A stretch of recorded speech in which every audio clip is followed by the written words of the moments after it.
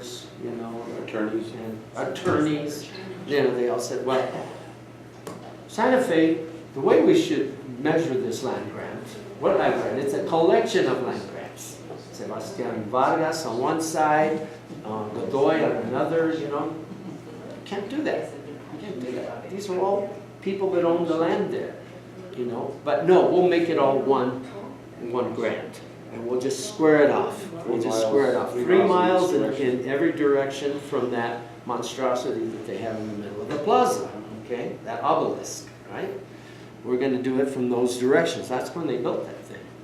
We were doing That's this. what the obelisk represents? Right, it represents basically the conquest of what we know as Santa Fe. Yeah, right. And it was done in those 4 directions, and basically anything within them was fair game at that point. You know, when the titles came before the court of private land claims, especially the ones for Santa Fe from 1900 to 1904, they were trying to find ways to basically quiet titles on people's land, and it was a mess. It was a big mess.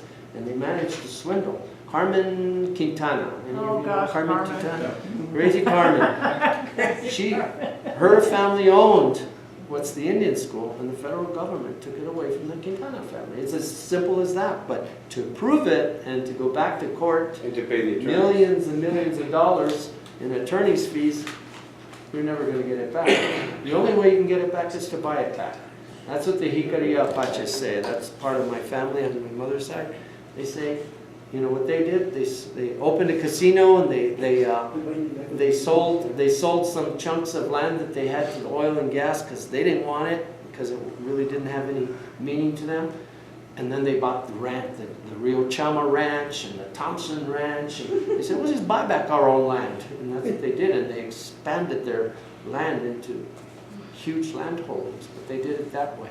They said, okay, we can play that game too with you. You know?